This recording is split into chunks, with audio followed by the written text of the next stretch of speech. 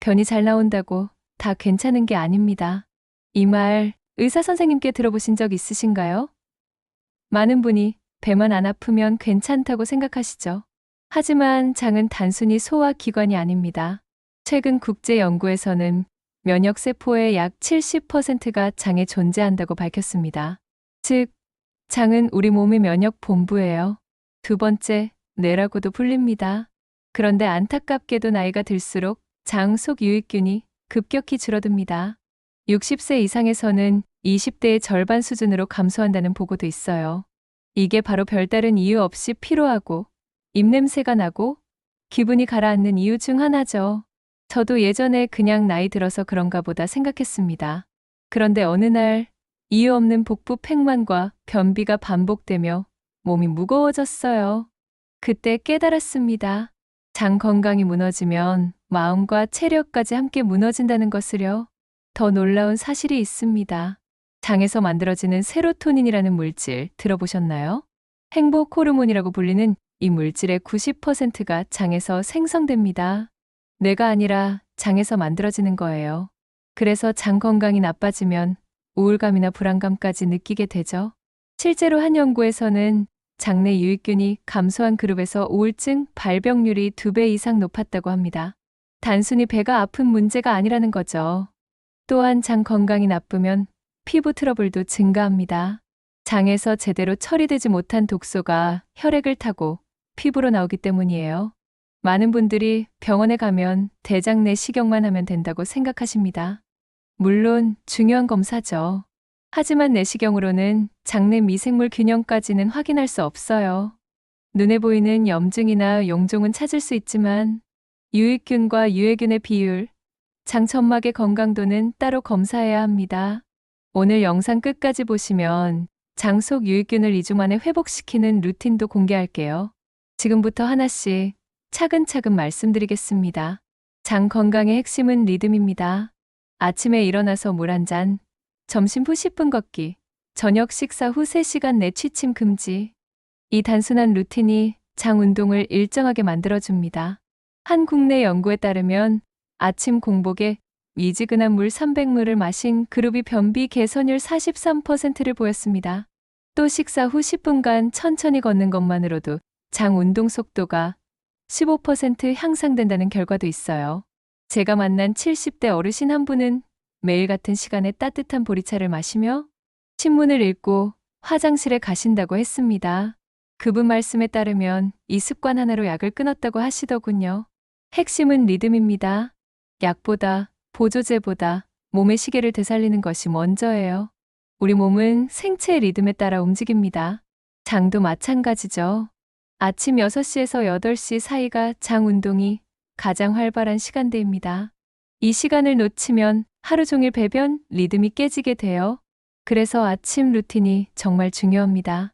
실제로 규칙적인 배변 습관을 가진 사람들의 공통점을 조사한 결과가 있습니다. 90% 이상이 아침에 같은 시간대에 화장실을 간다고 답했어요.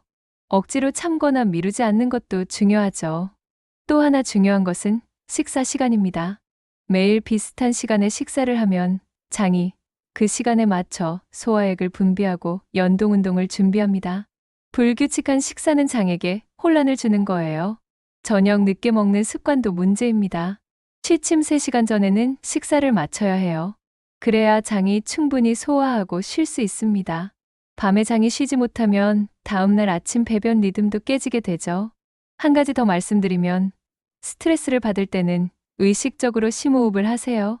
깊은 호흡이 부교감 신경을 활성화시켜 장 운동을 촉진합니다. 하루 3번, 식사 전에 5회씩만 천천히 심호흡해 보세요. 이것만으로도 소화가 훨씬 편해집니다. 많은 분이 장 건강은 유산균이라고 생각합니다. 하지만 놀랍게도 섭취한 유산균의 90% 이상은 위산에서 사멸해요. 그렇다면 방법은 뭘까요? 정답은 먹이와 환경을 함께 관리하는 겁니다. 장내 세균은 우리가 먹은 음식 중 섬유질과 프리바이오틱스를 먹고 삽니다. 즉, 유산균만 먹으면 안 되고 그들이 살아갈 흙과 밥도 줘야 해요. 국제보고에 따르면 프리바이오틱스 식품인 양파, 바나나, 키위를 함께 섭취한 그룹은 유익균이 2.3배 증가했습니다.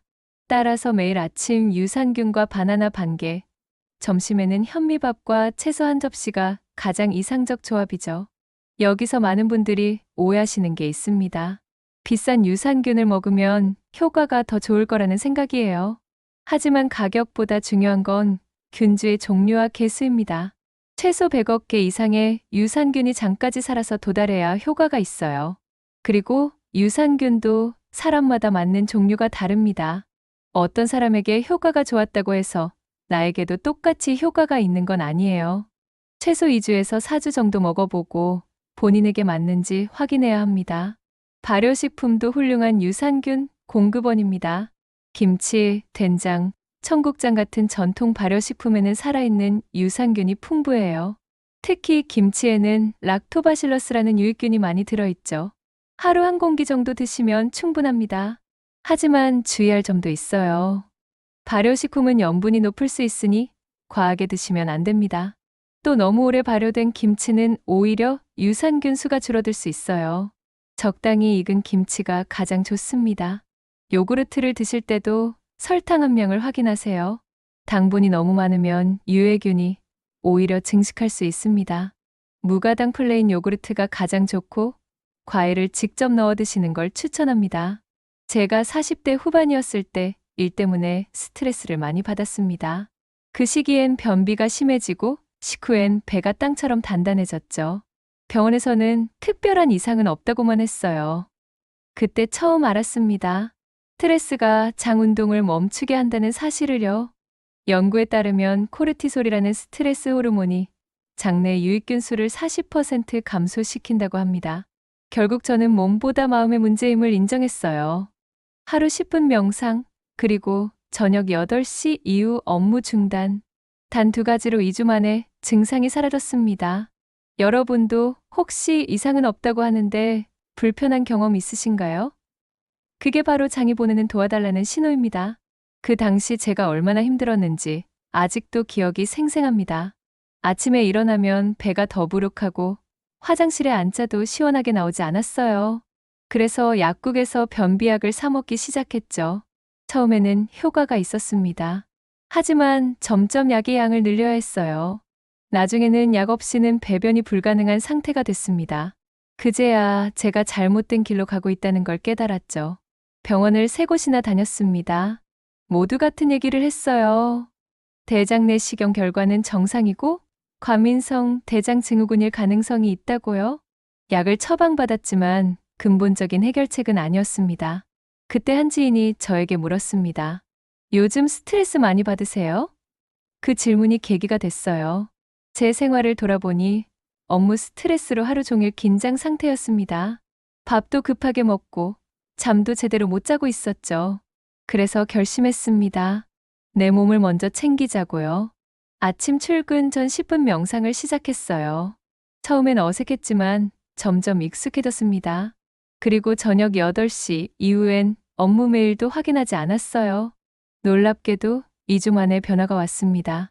배변이 규칙적으로 돌아오기 시작한 거예요. 한 달 후엔 약을 완전히 끊을 수 있었습니다. 이 경험으로 저는 확신하게 됐어요. 장 건강은 결국 마음 건강과 연결돼 있다는 것을요. 좋은 소식은 장은 재생력이 아주 뛰어난 기관이라는 겁니다.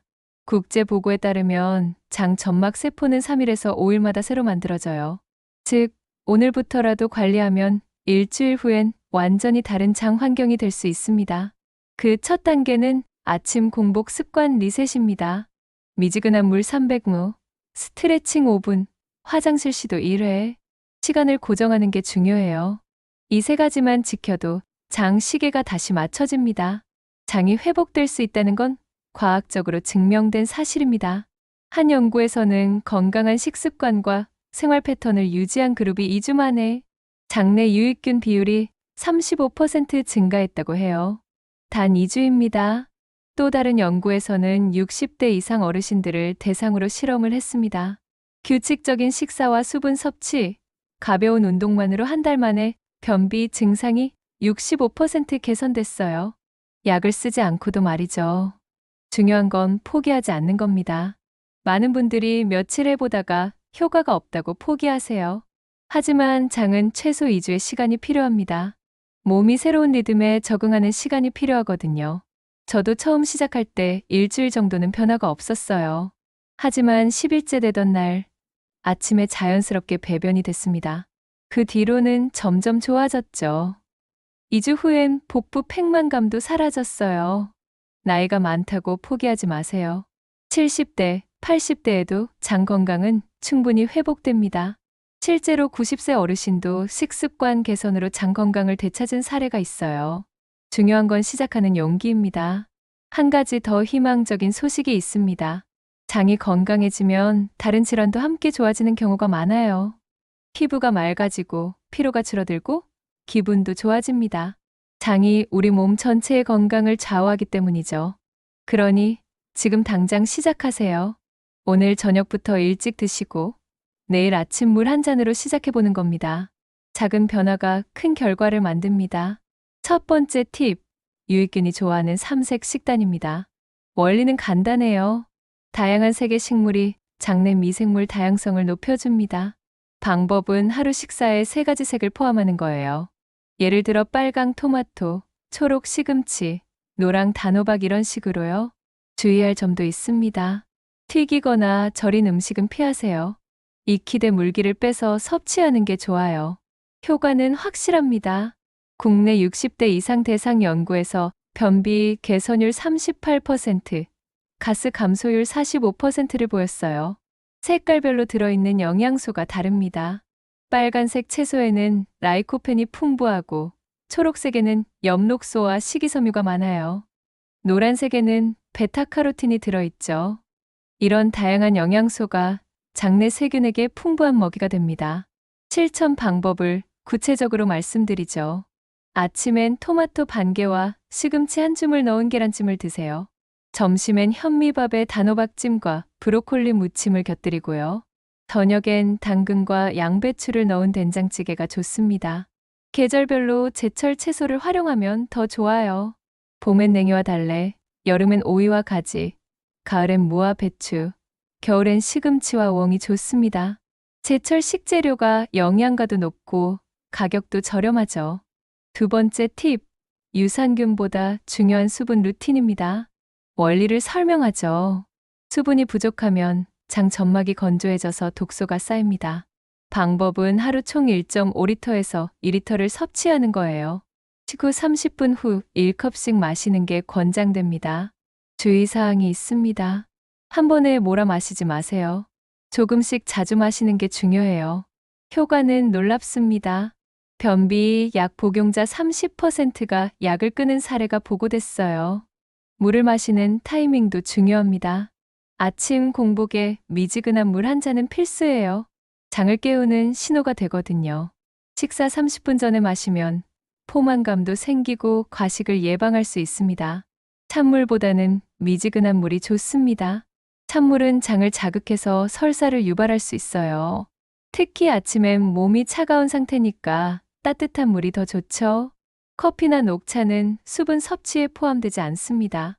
카페인이 이뇨 작용을 해서 오히려 수분을 빼앗아 가거든요. 물이나 보리차 같은 무카페인 음료로 수분을 보충하세요. 세 번째 팁, 잠이 최고의 장약입니다. 원리를 먼저 설명하죠. 숙면 중에 분비되는 멜라토닌이 장내 세균 균형 유지에 기여해요. 방법은 취침 2시간 전 전자기기 사용을 중단하고 10분 명상을 하는 겁니다. 주의할 점도 있어요. 카페인과 야식은 장 운동을 억제합니다. 효과는 확실해요. 연구 결과 7시간 이상 숙면한 그룹의 유익균 수가 2.1배 증가했습니다. 수면과 장 건강의 관계는 생각보다 밀접합니다. 밤에 장도 쉬면서 재생 작업을 하거든요. 하지만 수면이 부족하면 이 재생 시간을 확보할 수 없어요. 그래서 만성수면 부족은 장 건강을 악화시킵니다. 수면 시간도 중요하지만 수면의 질도 중요해요. 깊은 잠을 자야 멜라토닌이 충분히 분비됩니다. 침실 온도는 18도에서 20도가 적당하고 어둡고 조용한 환경을 만드세요. 잠들기 전 루틴도 만들어 보세요. 따뜻한 물로 샤워하고 가벼운 스트레칭을 하고 책을 읽는 거예요.